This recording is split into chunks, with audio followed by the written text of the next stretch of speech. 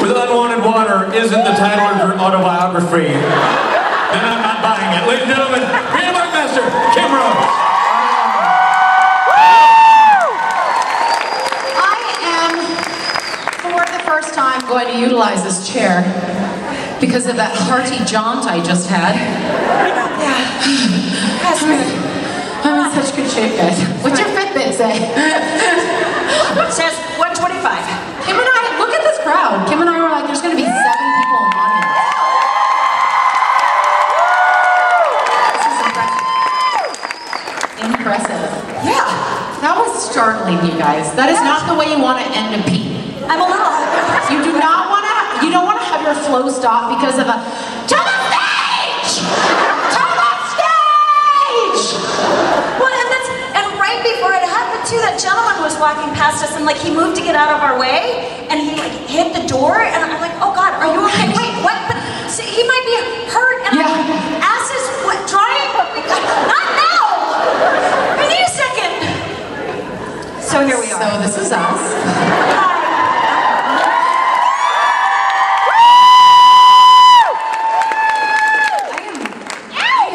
Very tired after that run. I have to come closer to you. This feels weird. No, it's too far away. Okay. All right. Should make them. All right. Make them touch.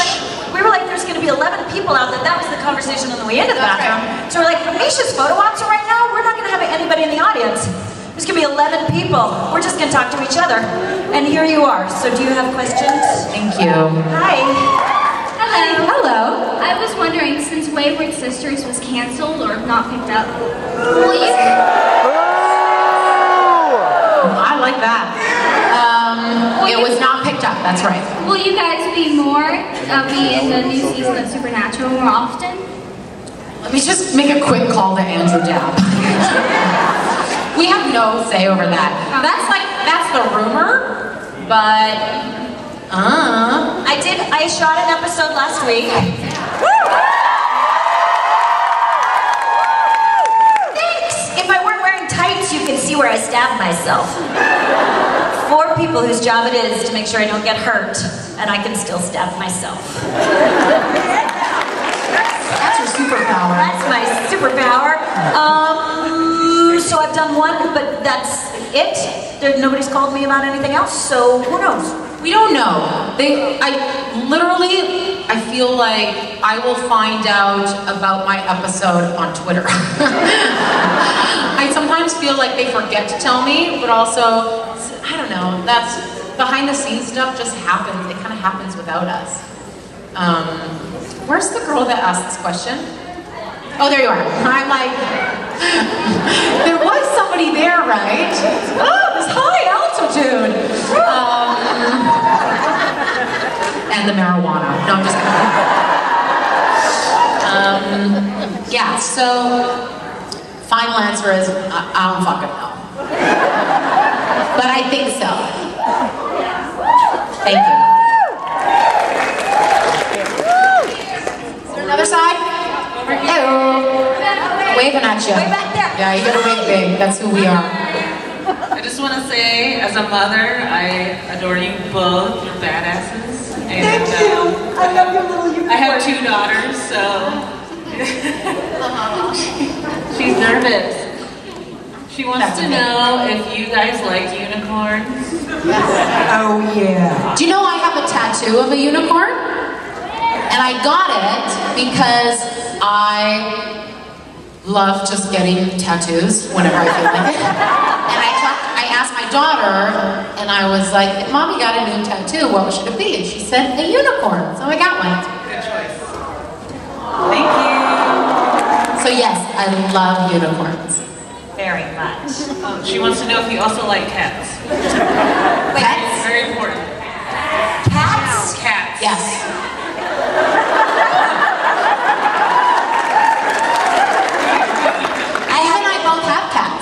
I have 2. Yep, my cat is named Goose. And mine are Jack and Simon. We have a black cat, and his name is Crowley. Well done. Crowley is quite the pussy.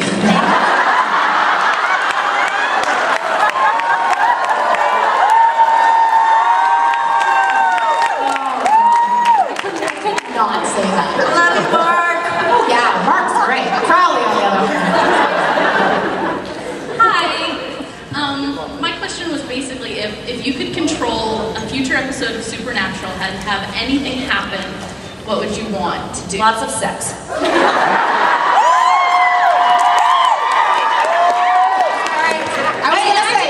Between whom? I know. I was gonna say just lots of Donna. And then I was like, but also lots of sex. Self-sex. That'd be an HBO show. Yeah, I don't know. I'm not smart enough. The writers that write for Supernatural are so... I take it back. I'm very smart. But the writers for Supernatural are incredibly well adept at writing for the style that Supernatural is, and I would never attempt to do what they do. All I would do was selfishly usurp all the time. That's all I would do, because why not? If I'm on once a season, why not make it fucking worth it? Thank you. Yeah. Thank you. So this is for Briana. I was wondering what your favorite part about working with Jenna was for that photo shoot. Ooh, Jenna. Adore you guys. I know. So Jenna's a really cool girl. This is a gal that I met while we were in. We met her before, but she's dating Alex. And I'd met her at a convention before and found out that she was a photographer. And she and I kind of became fast friends when we were in Europe.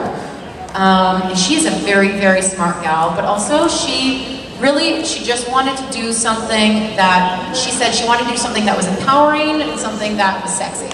And she loved that I don't have any kind of real insecurities about my body, and she also knows like how to pose me to make me look good. So it was just the most fun. Both those girls are so young, they're so good at what they do, and I would work with her again in a second. Thank you. Thank you. Hi. My question was, what made you guys want to pursue acting? I'll be honest, what made me want to pursue it is not the reason I continue doing it. So to specifically answer your question, what made me pursue acting is because I wanted people to clap for me and tell me I was okay. I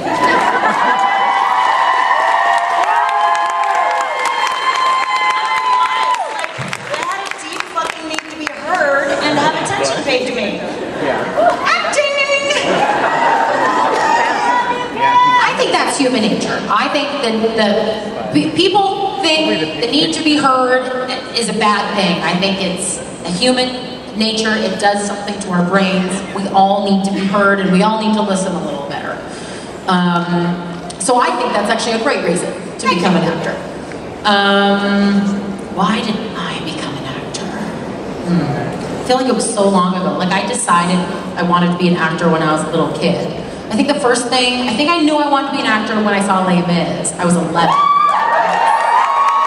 it was like the first time in my life that I was like, yup, sign me up.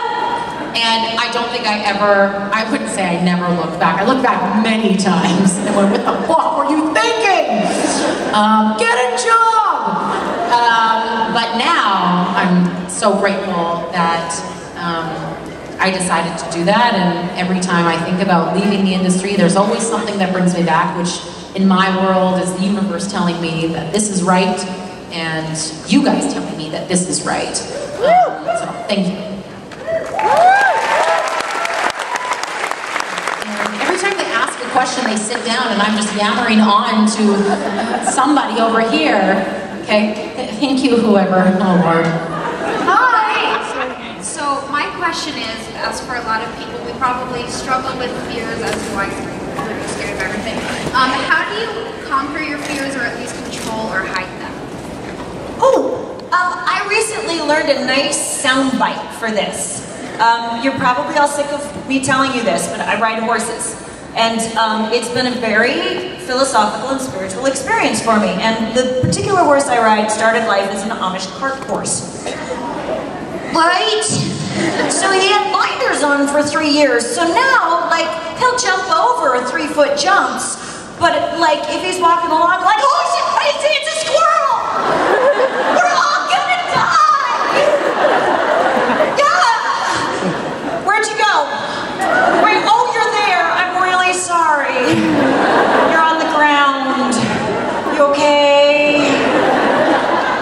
was a squirrel.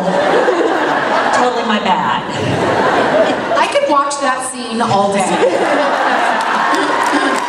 You are so entertaining. The thing is, he's also like that about poles on the ground. And shadows on the ground.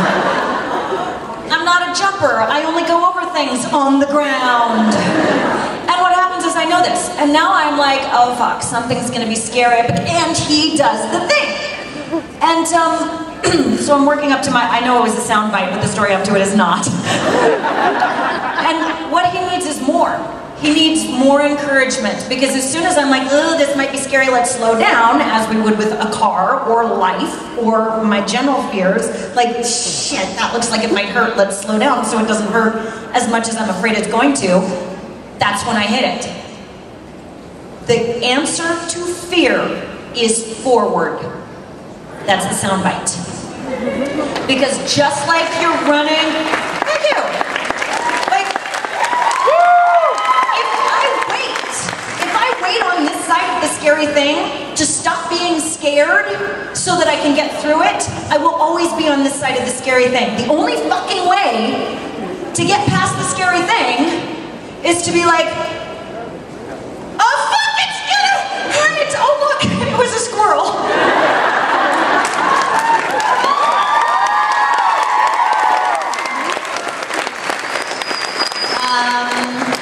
Second that, I feel like I don't have a ton to add to that. I feel like I used to use the warmer, colder method, which was when I was presented with something and I immediately felt uncomfortable, then that was my body, my soul saying that that thing wasn't right for me. If I immediately felt warm and cozy, then that's what was right for me. As I got older, I recognize sometimes those things that make me feel uncomfortable is fear. And fear is sometimes nothing more than an experience, you know, the unknown. So I'm trying to currently embrace the unknown as something exciting, as endless possibilities. Because as Kim says, the other side of fear is, you know, the opposite of fear, which can be the best fucking thing you've ever experienced in your life. So let yourself experience that. I mean, the truth is, chances are it won't kill you. That's true. Chances, ultimately, when I go through the psychic, like, what am I really scared of? I can start with, you know, appearing in front of a bunch of people with no script that I'm afraid might hate me, or I can jumping over a pole on the ground that I'm afraid this horse is gonna shy at, and every single time it all comes down to the same thing. I will die alone and unloved. Oh, no. Right? Which is a lie. Fear lies. So if I live my life waiting to disprove a lie, I'm never gonna live. We don't, like, if somebody's lying to you and you know it, no, it's the truth, it's the truth, it's the truth. At some point you go, fine, whatever, and you stop talking to them. Fear is a fucking liar. You don't have to listen to it.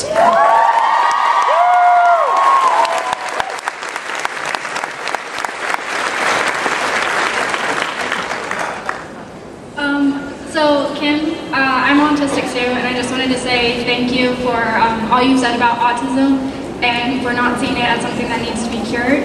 And my question is for both of you. You both have tattoos, so I was wondering, what advice would you give for someone that's going to get their first tattoo? Do it!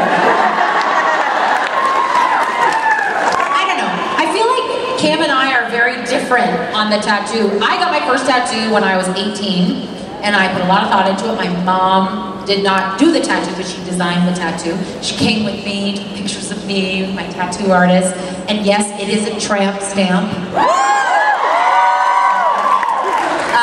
And I love it. It's a ridiculous tattoo. I'm not going to tell you what it is. You'll find out. And then didn't get another one until I was in my 30s, because I was told, as an actor, for so long, you have to look a certain way. You have to be as malleable as humanly possible, which really is suffocating to someone who wants to be their authentic self. So in my 30s, I went, you know what? Fuck you!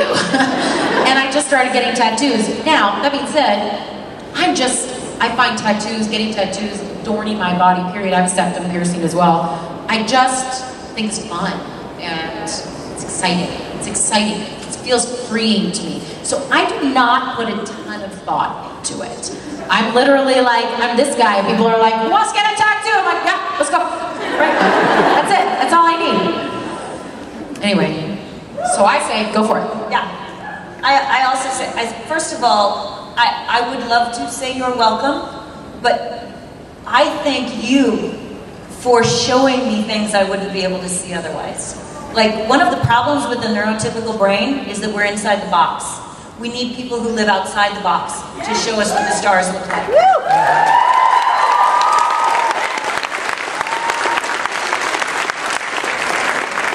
So thank you. All I'm doing is saying, look what they showed me. Tattoos, my advice would be find an artist you like, not a design you like. When you find an artist that speaks to you, then think about what you want to say and have them design it for you. That's what I did with my arm piece with my daughter. And it wasn't at all what I thought I wanted, and it's perfect, just like my kid. So, that's my advice. Thank you. Hi. Hi. Okay, so this question is for Kim Rhodes. So my best friend and I both grew up together watching The Sweet Life of Zach and Cody. Oh, you guys know that show? You heard of that show? So our question kind of stems from that. Did you ever see yourself going into the role of Jody Mills, who takes care of boys who always get into trouble as mom taking care of boys who always get into trouble? I know, you'd think on paper, Disney Channel's show that's main purpose for existence is never get letters from anyone angry. And then Supernatural, where there's a daily conversation about whether or not the beheading is too bloody for the standards and practices people. You'd think that the character would be different, but no, it's exactly the same fucking thing. Same fucking thing. Poop. Awesome. I know. Poop and blood, body fluids. Boys being boys. And just loving the fuck out of them. It's the same thing. So, I would not have thought that it was setting me up to behead vampires, but I'm awfully glad it did. Thank you. Hi. Hello. Everybody knows. I'm doing Mad Libs. Excellent. And I gave you both a noun. You need a noun? Yes, a noun from both of you, please. Lemonade. Oh, they're fucking stoked about this. And Briana? Oh, a noun for me? See you later. The fuck? It sounds like there's a business meeting going on right here, and I just want to see who it is. What is that? What the fuck is going on back there? It's just like a radio. They're just like listening to a podcast. We're doing Mad Libs. We need to concentrate. A noun. Vagina.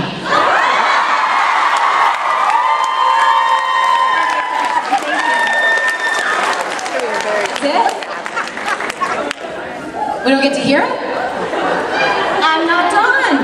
What? Oh, you're not done doing everybody? There's other people, Briana. No, there is other.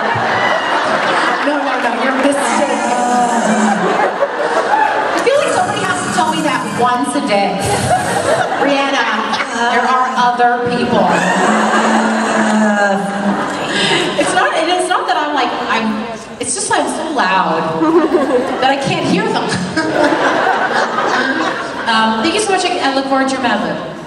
And my contribution.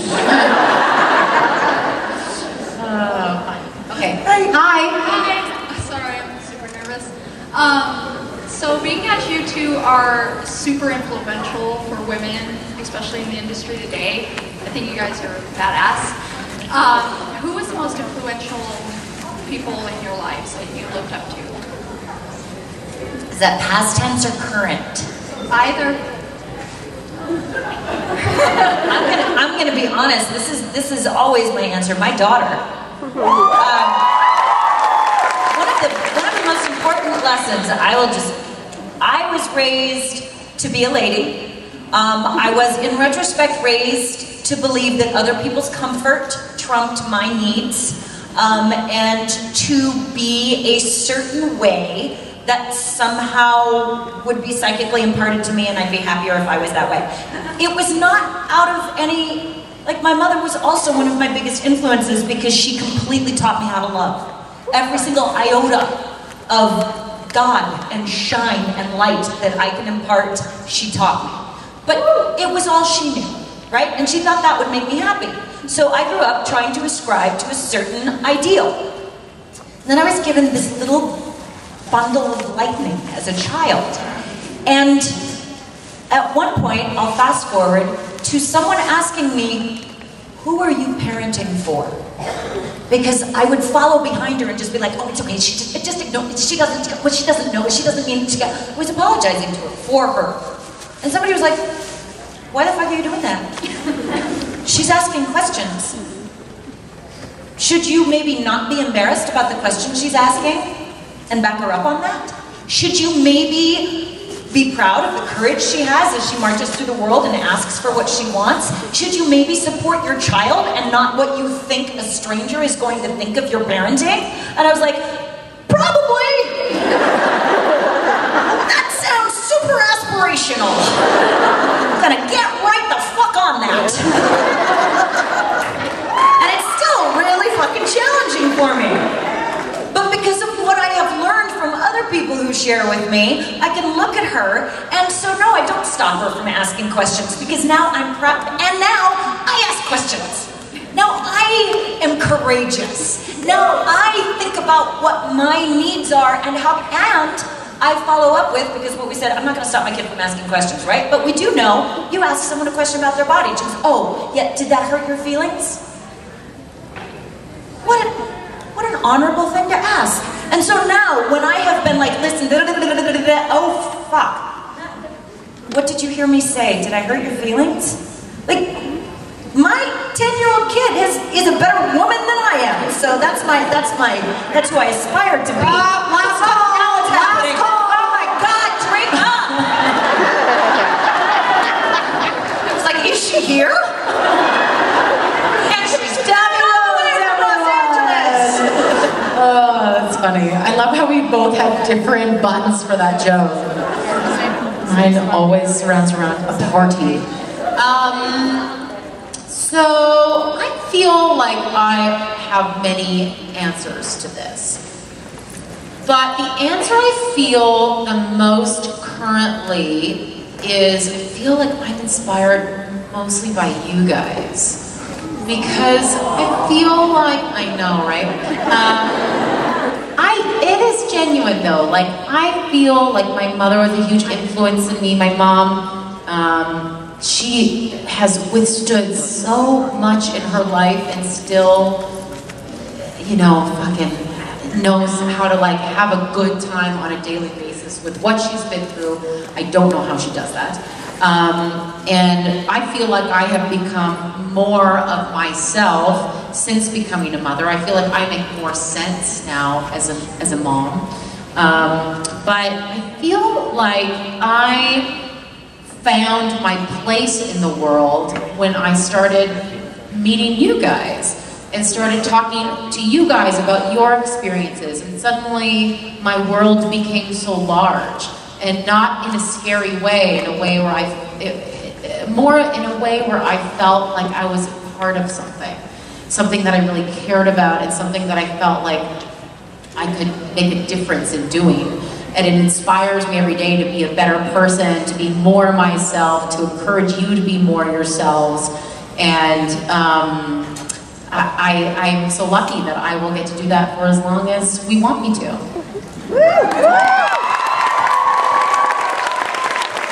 Oh, Peels. Oh, I hate Peels. We just had this conversation in the green room. Fucking Jason fucking Mans just called me out because I'm so like... Jason is like, he and I have become so tight. Like, he'll just call me on my shit. Like, he's literally like my brother. And I will say something. I haven't seen it happen before. Oh, he does that all the time. It was miraculous. Yeah. He just was like, no, I'm not letting you get away with that. No. And I was like, shut up, Jason. Why don't you shut up? Just talking about how wonderful my husband is. And I was like, yeah, but he only does that because, you know, he's like nothing else to do. Jason's like, or is it because he's completely in love with you? And I was like, feelings. So funny. All over you. Got me. Hi. Briana, I wanted to tell you this last night. We got completely distracted by our fun little games and whatnot. But the episode breakdown was, it was one of those that it was probably, to me, it was like the realest episode of Supernatural. And you were fucking brilliant in it. I mean, I remember when I finished watching that, I mean, I just hit pause and was just, fuck. I mean, you were amazing in that, and it was the most realist interpretation of how people would react, for the most part. There were a few things in there, but for the most part, the realist interpretation of how someone or people would act in a situation like that, and so it was impressive and just awesome. That means so much to me. Thank you so much for telling me that. I was so excited to do that. Thank you. That episode, Davey Perez, who wrote that episode, I met him at Comic-Con a few months earlier, and he was like, oh, I pitched an episode for you. And I've had people say that before, and then it never comes to fruition. So I was like, oh man, and I know that my character is hard to write for because she's a comedic character, and she's kind of, you know, second banana, and she talks in a dialect, and all that stuff. And so I know that I'm not the go-to for writers. So I was very appreciative. I didn't necessarily think it was going to come to anything. And then actually when we were in, when I was in the wardrobe fittings for the pilot, everybody was like, have you read the next episode? And I was like, no, like the whole crew had read the episode. Everybody was coming up to me going, oh my God. They're like, it's like old school Supernatural. The crew, who's obviously been around for a very long time and seen many episodes, when they get excited about an episode, I was like, oh my God! But then also, and Kim and I have talked about this a lot, like it is challenging to be a comedic actor and to be seen as anything else, and we're both classically trained actors, and I love being able to stretch all of those muscles, and I was very excited about that episode, to do it, to tell that story. I love the story that Davey wrote, and that episode was a huge gift to me. So I'm so grateful that it came across in a good light for you guys too. So thank you.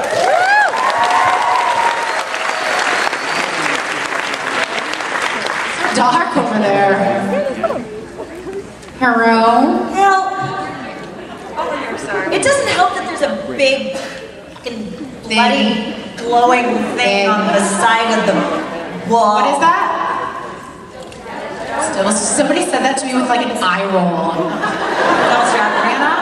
The devil's trap? I don't know shit, man. The only reason I know that the only reason I know that is because they were going to throw me in one. Oh, okay. That's right? All right, so no, I'm here. We're just helping someone find a seat. Oh, okay. Okay, so my question for you is, now that you are both in each other's lives, how has your lives changed? And specifically, Briana, do you cuss more now?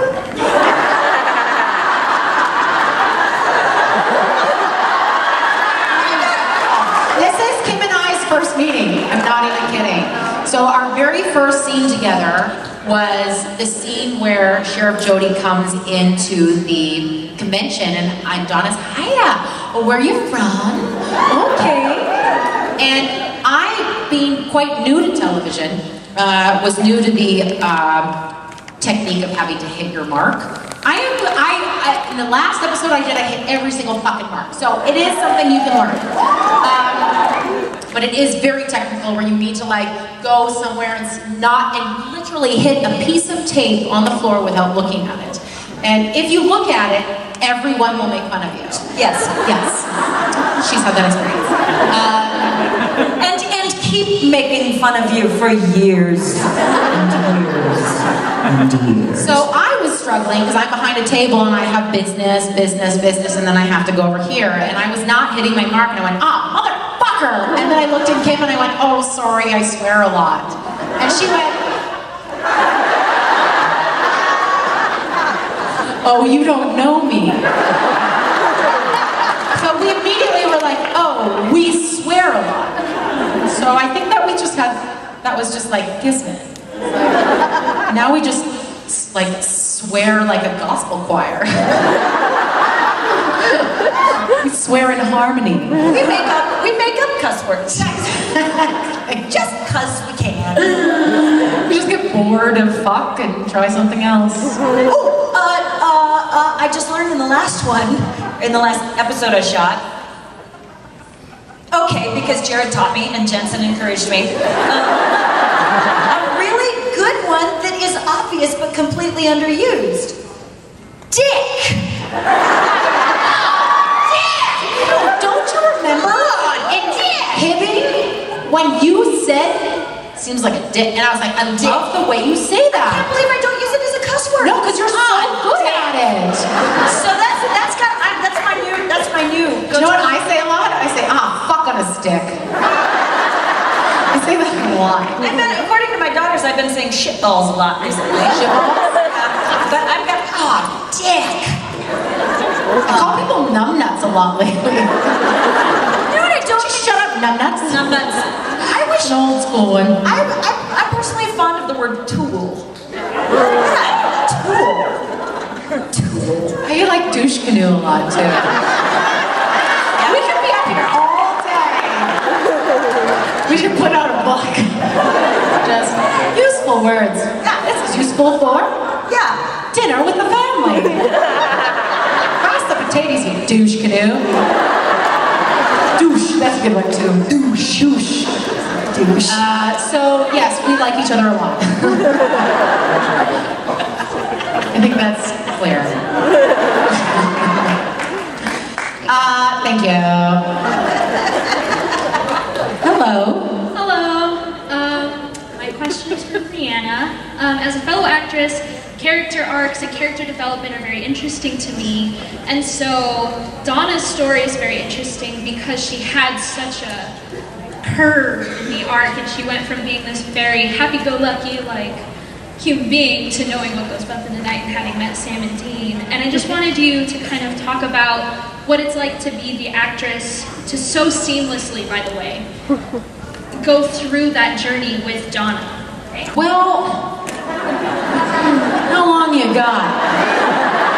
No, I'm just kidding. Like, luckily, we were also just talking about this earlier, is that the writers do a lot of work for you. And sometimes it's funny because you show up to your script, and for me it's only 1 or 2 episodes a season, and so much has happened in between the 2 episodes that I just show up and act. The writers really do most of the work. I know we are trained actors and ideally good at what we do, but the thing about Donna and what she is going through that I love is that, the body stuff, the body image stuff was obviously something I think a lot of people can relate to.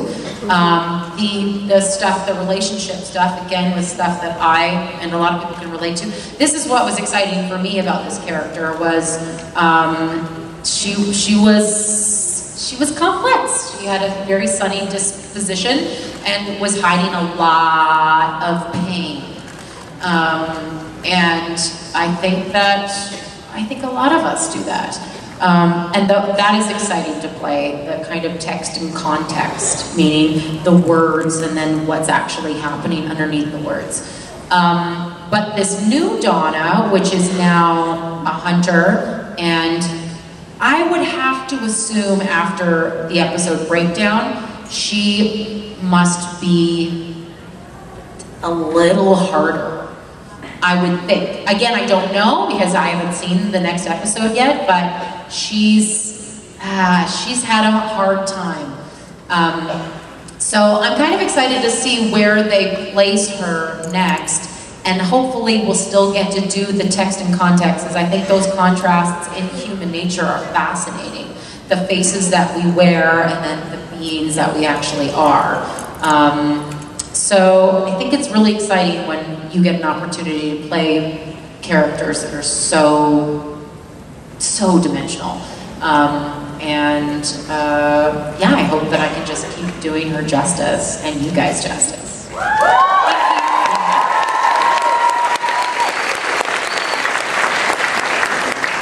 Hello. So dark over there. It is. I wanted to ask you too, what's your favorite experience you've had with the show or interacting with the fandom?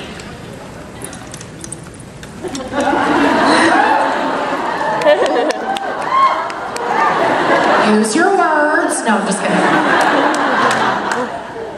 Yeah, I can't pick a favorite, but for the overall, like, cash value, prizes, keeping my life going.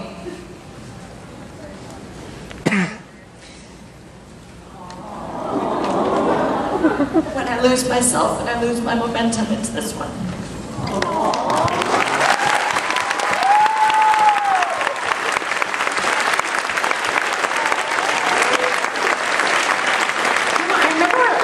Moment, and it was a long time ago. I don't actually think that we'd known each other even a year yet.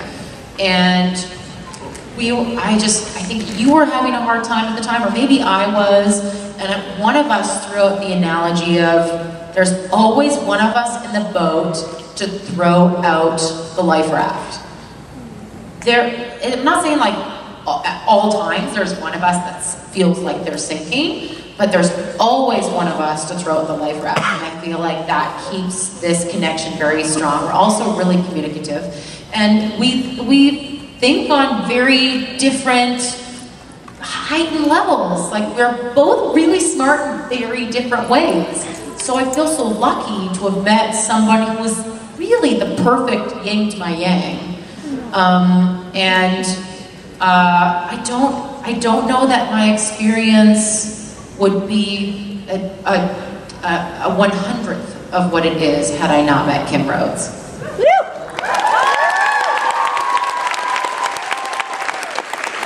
is nothing about this that isn't made 100 times better because I'm doing it with her, and I'm better. Like last night at the PJ party, we tried out a thing that, God bless all y'all for putting up with us at the PJ party. It was a learning experience, especially for me. And it just wasn't, it didn't quite, and so we were talking about it today, and I was like, it's got the seed, like it's got the foundation, but this is meant to get, and then Briana was like, well, what about this? And I was like, hey, oh, that's fucking brilliant! Like, and it's such, for somebody who is so ego-driven and insecure as I am, like that's just my baseline, that's where I go back to have somebody else like explode in a stroke of genius and have every single part of my being be like, yes, yes, let's us do this because we're on the same team. So her win feels like my win. And that doesn't mean that now there's less and we have to share it. It means now that I win twice as much. And that's fucking awesome! We talk a lot about the spin-off, and you know, the spin-off getting picked up was for sure a bummer, and there was lots of reasons that had nothing to do with you or us or the show. There was lots of things going on. It's just the industry and how it is. But as Kim is always quick to point out, we got a shot, and that's a big fucking deal. That is a big deal, and that was you guys. That was all you guys. But the thing that I always had a small problem with the spin-off is that I felt like I always felt like they didn't get it. And I couldn't do anything. And I felt trapped and scared and unhappy. Even though I had this potential TV show, which is silly. And now that we don't have the TV show, we have this back. And we have this back. And now we're making plans that are so much bigger than a TV show that I feel intensely revitalized. So I don't think anybody on this stage is sad. We're very, very excited about what's to come. And I want you guys to be excited too, because it is gonna be fucking huge. I mean, or not, and that would be okay too, but we're not dead. Yeah. We're not dead, we're not sad. It's good. Hello. Hi, my name's Emma, and my question is, if you had to have a superpower, what would you like it to be? Oh, if I had to have a superpower, a traditional one? I mean, do you know what? Like, I would always say, like, I want to fly, or I want to read people's minds. I don't want to read people's minds. Oh, no. I have enough problems going, what are they thinking about me? What are they saying? What are they saying? I'm so fucked. Flying sounds tiring. I would like the superpower to be able to fucking sleep. I'd like to be able to sleep. Openly admit, Osric can sleep anywhere. Osric Chow, Master of the nap. I know people who literally can like be like this with an open bottle of water. Quick 5 minutes. Good. I'm like, oh man, I'm in bed and I'm like, okay, count sheep. Okay, think of white light. Oh, my brain is always on overdrive. I'm a terrible sleeper, kind of famously. So I would love to be able to sleep. So you will totally, I have never said this, now that I think of it, you're gonna be like, oh, of course you would. Selectively. I don't want it on all the time. I'd like to be able to turn it off because it'd probably make me a little fucking crazy, but I'd like to talk to the animals.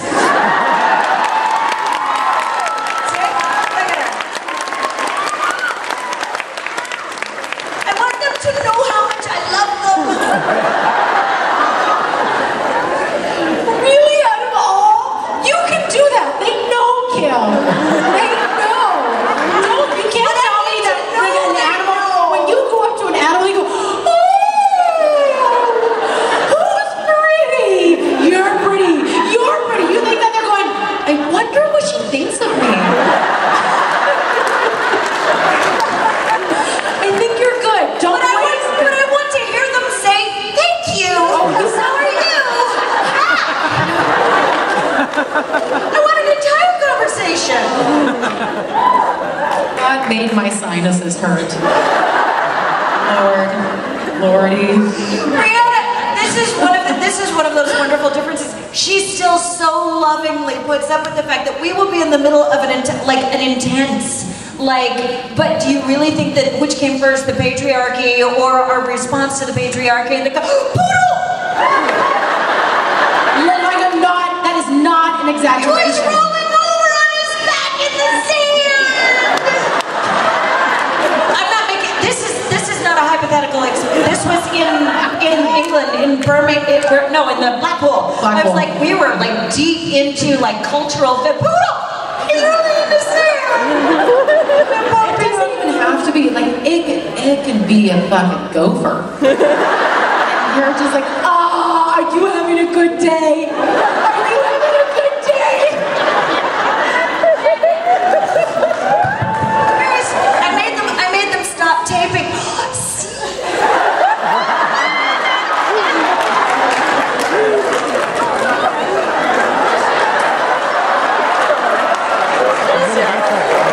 Oh my gosh. Hey, buddy. It's pretty cute. For those of you in the back, Kim just said, this Misha can tongue kiss me.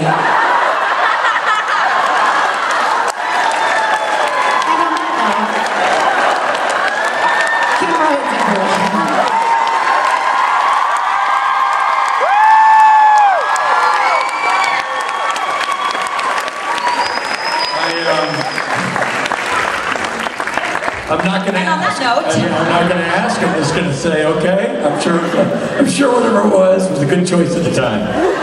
Ladies and gentlemen, Kim, Rhodes, and Briana Buckmaster.